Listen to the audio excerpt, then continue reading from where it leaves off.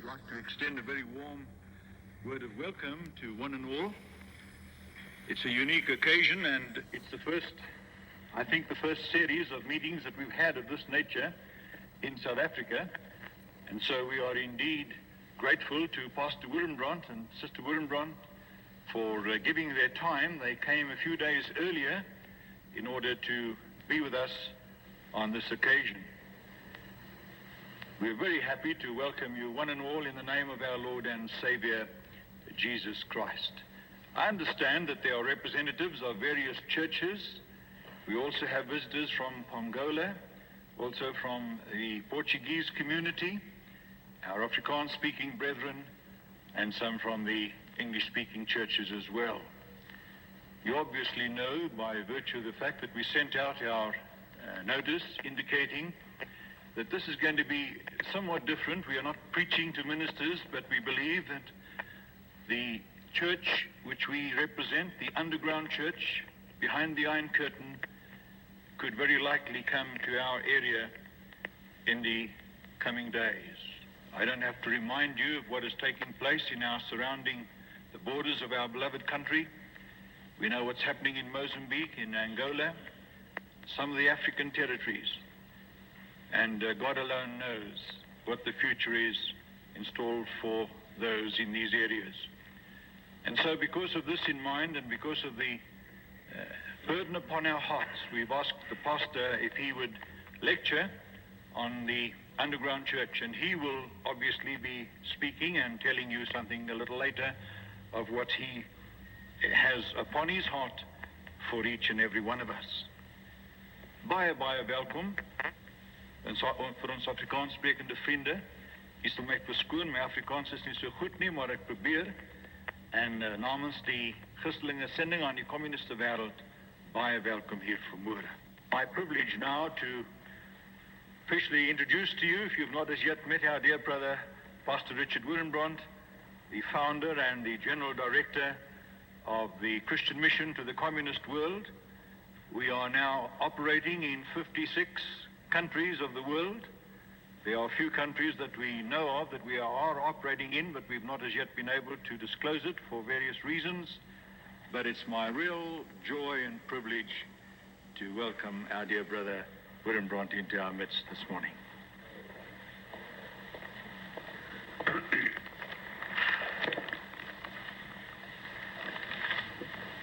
Dear brethren and dear sisters, I read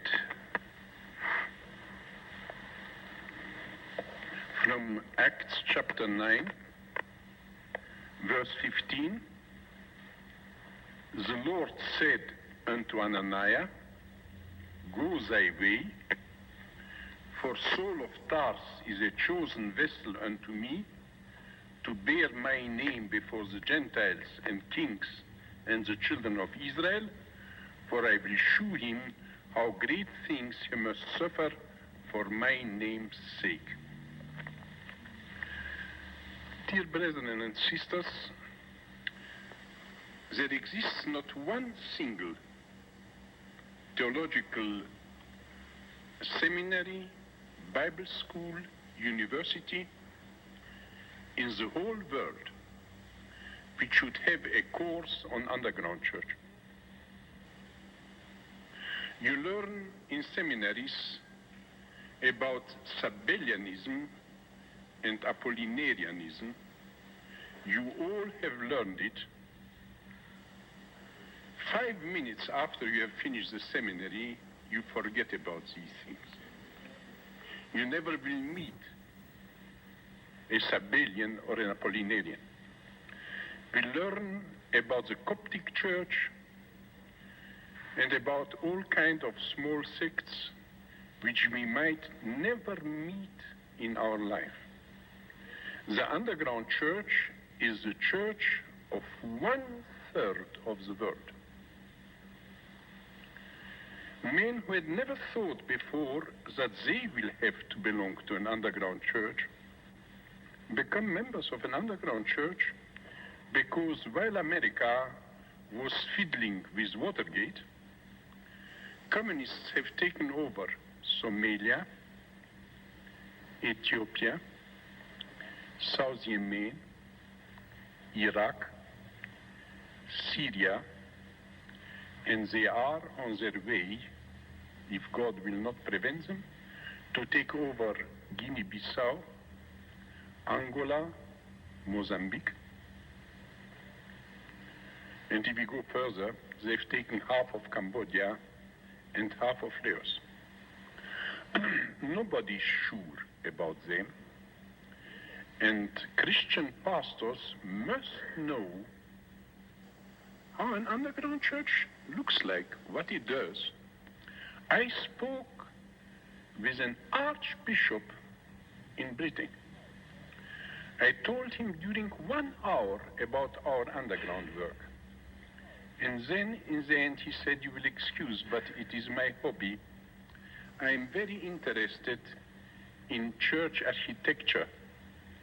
Would you please tell me if the underground church uses the Gothic styles in the building of the churches?" If I would tell you who this archbishop is, you could not bear even to imagine that an archbishop can put such a question.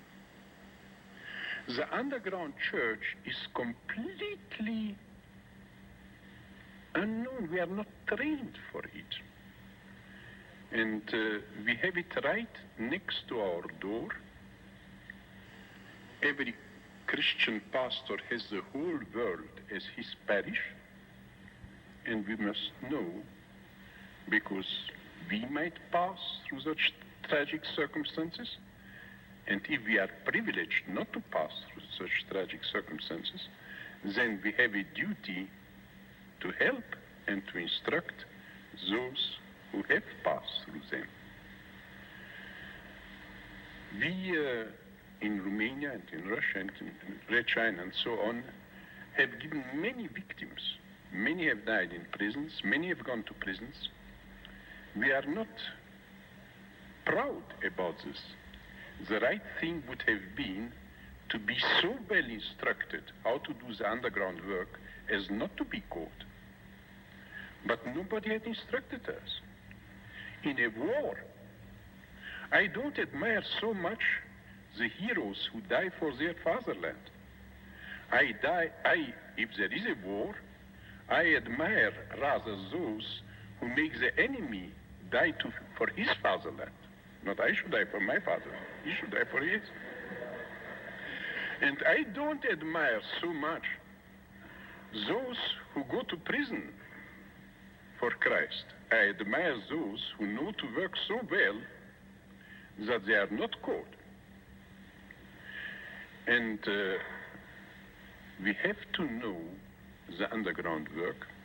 Surely suffering can't be avoided in this underground church, whatever measures you take, as the first Christians could not avoid martyrdom. It is not possible in such a short time to give a course on underground church.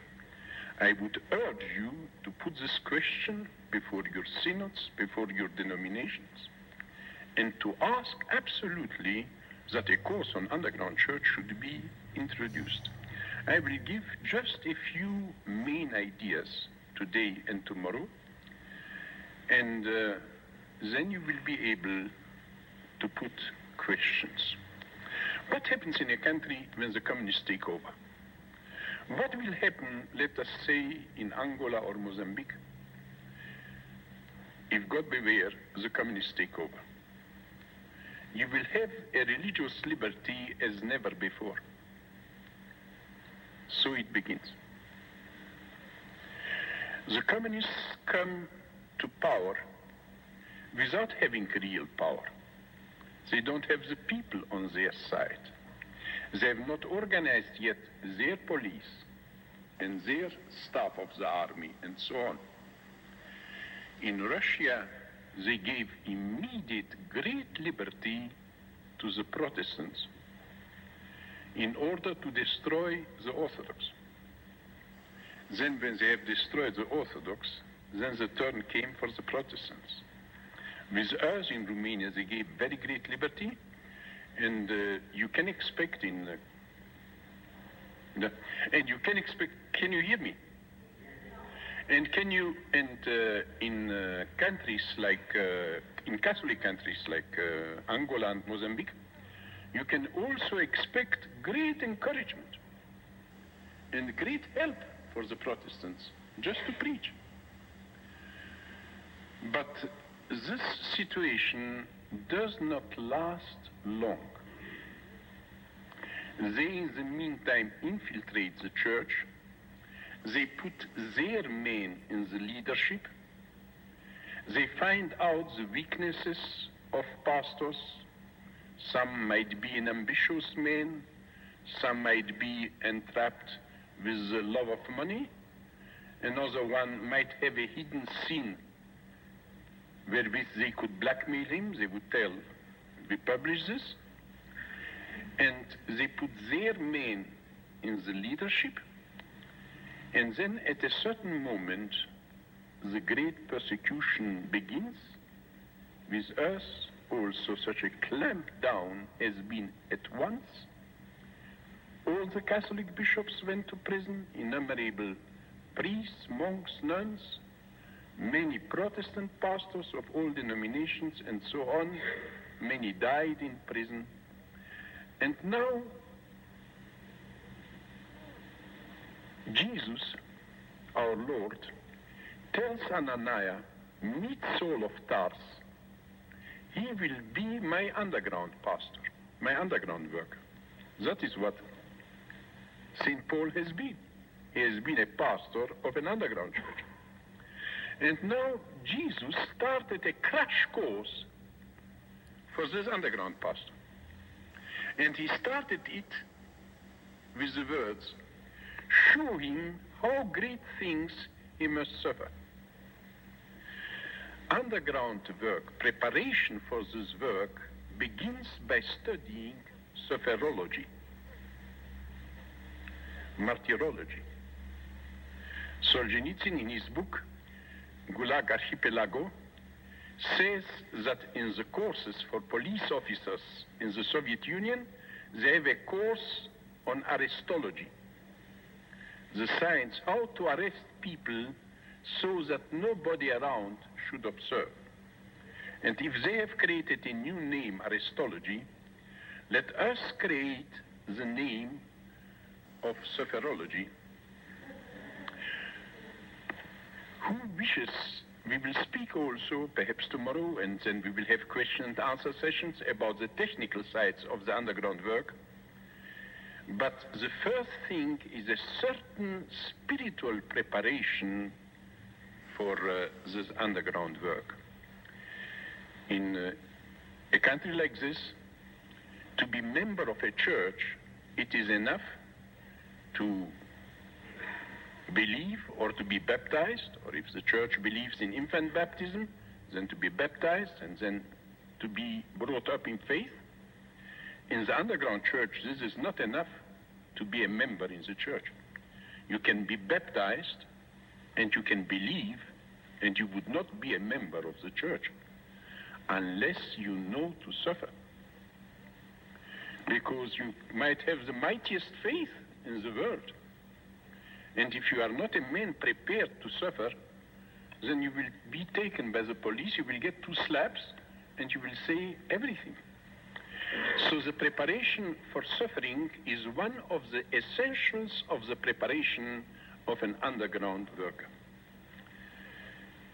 A Christian does not panic if he is put in prison.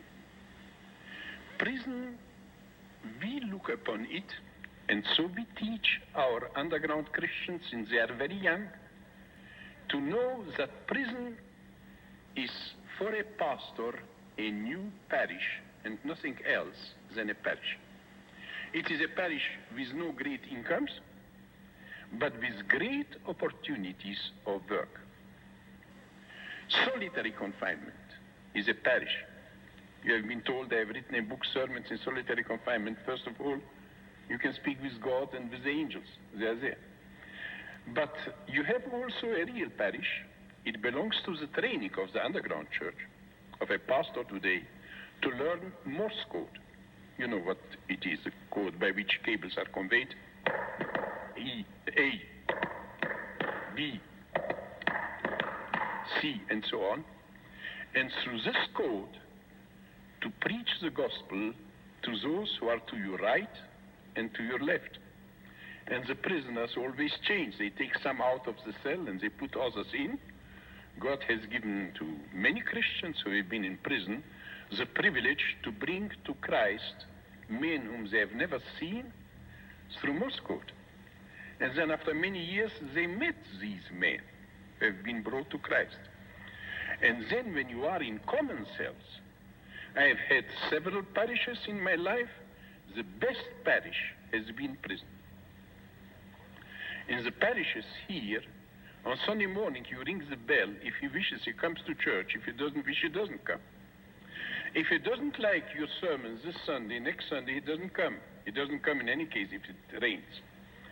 But if you have prison as your parish, you have your parishioners with you. Here they look at the watch. He has preached already 30 minutes, will he never finish? There, when you are arrested, the wristwatch is taken away from you. And you have the parishioners with you the whole week and can preach to them from morning until night. They have no choice. There exists no possibility. And there have never been in the history of Romanian or the Russian church so many conversions made by pastors as they have been made in this parish, which is prison. So don't fear prison. Look upon it as just a new assignment given by God. I remember when I was arrested, my wife told me as the last word when I embraced her to go away with the policeman, Richard, remember that it is written, you will be brought before rulers and kings to be a testimony unto them. Well, this we can accept, but we have heard about terrible tortures which the communists inflict on you, and they are really terrible, and they will be terrible in Africa, worse than in Russia. In Russia, I wonder if you will be able to read Gulag Archipelago by Solzhenitsyn. It is terrible to read 600 pages of tortures. But these were still European communists. We have the last report about Zanzibar. They oblige prisoners to eat their feces and to drink urine. This happened in Romania too. But in Zanzibar, they have added something to it. After you have eaten feces and drunk urine, they put some, I don't know what, an iron in your mouth, which makes you to vomit what you have eaten, and then you must eat again. And it's really not my role today to describe to you all these sadistic tortures to which they recur. And now, how will we do about these tortures? Will we be able to bear them? If I don't bear them, I put in prison other 50 or 60 men whom I know around me, because that is what they wish from me, to betray those around me. And here comes the great preparation for suffering, which must start now. It is too difficult to prepare yourself for it when the communists have put you in prison. I remember we had in Romania a case, you know, we are among pastors. Such cases happen rarely, but they happen. That a pastor had sinned with a woman. And now everybody among the pastors debated this question. He was a man already 20 years, a pastor. And my wife said, his sin has not been what he has done on that evening. The circumstances were so, and the occasion, and the girl was nice, and so on. He did not resist temptation. His great sin was not what he had done on that evening, but his great sin was that 20 years before, when he was not tempted, he had not said to himself, during my pastoral life, different things will happen to me. Among other things, it surely will happen sometime that I will be tempted to sexual sin. And to take the decision 20 years before, and to prepare yourself beforehand for what might happen. We have to prepare ourselves for suffering. How much every one of us can suffer depends on how much he is bound up with a cause. How dear this cause is to him, how much it means for him. And here we have had in communist countries very big surprises. We have had gifted preachers, writers of Christian books who had become traitors. The composer of the best Christian hymnal of Romania became the composer of the best communist hymnal of Romania. Nobody would have expected it from him. Everything depends on this if we have remained in the sphere of words or if we are bound up, merged with the divine reality. God is the truth. The Bible is the truth about the truth. Right theology is the truth about the truth about the truth. And a good sermon is the truth about the truth about the truth about the truth. It is not the truth. The truth is God alone. Around this truth there is a scaffolding of words, of theologies, and of expositions. None of these are of any help. It is only the truth itself which is of help. And we have to penetrate through sermons, theological books, through everything which is words, and being bound up with the reality of God himself. When with us, Christians were tied to crosses 4 days and 4 nights, the crosses were put on the floor and other prisoners were tortured to fulfill their bodily necessities upon the faces and the bodies of the crucified ones and other tortures like this. I was asked very often in the West, which Bible verse helped you and strengthened you in these circumstances? My answer was, no Bible verse was of any help. It is sheer cant and religious hypocrisy to say this Bible verse strengthens me or that Bible verse helps me. Bible verses are not meant to help. We knew Psalm 23, the Lord is my shepherd, I will not want when I pass through the valley of shadow of death. Now, dear Susie, give me another piece of apple pie while I read it. And I read about passing through the valley of shadow of death. When you pass through suffering, you realize that it was never meant by God that the Psalm 23, the Lord is my shepherd, should strengthen you. It is the Lord who can strengthen you, not the Psalm 23 that the Lord strengthens you. And you must not have the psalm. You must have the one about whom the psalm speaks.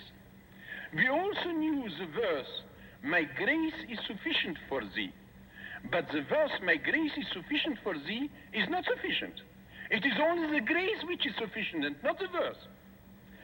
And especially we pastors who are handling the word, that is our very calling from God, to speak not only from the pulpit, but the whole week we speak holy words. And we are in the danger of giving to holy words more value than they really have. Holy words are only the means to arrive to the reality expressed by it. If you have arrived to the reality, if you are united with the Lord Almighty. Communism is not almighty. He can't break the Lord Almighty. If you are only with the words of the Lord Almighty, you can be very easily broken.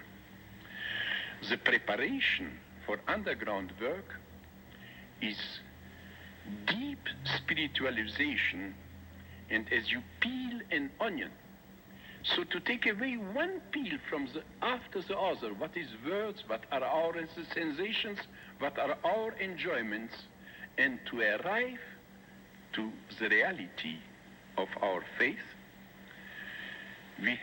Jesus has told us beforehand that whosoever will follow me will have to bear a cross, and he showed himself how heavy this cross can be, and they have to be prepared for this. Look how the world does. Look at a pornographic magazine, or look at an advertising.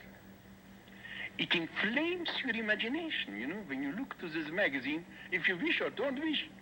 It's just something. We have to inflame our imagination by having before our eyes, making spiritual exercises. I'm very sorry that spiritual exercises are almost unknown in Protestantism. We had to revive them in the underground church.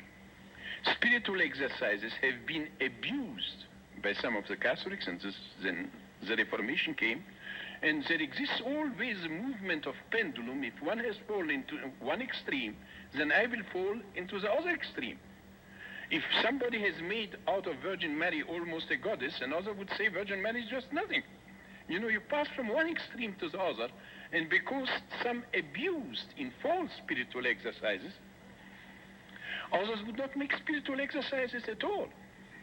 But we have to have not only our moments of prayer in which we speak, but we should have moments of meditation and contemplation. And when we read in Acts 11, in Hebrews 11, this long list of those, how they have been sown asunder and burnt on stakes and devoured by lions, and I don't know, all kind of things which have happened, I must visualize myself.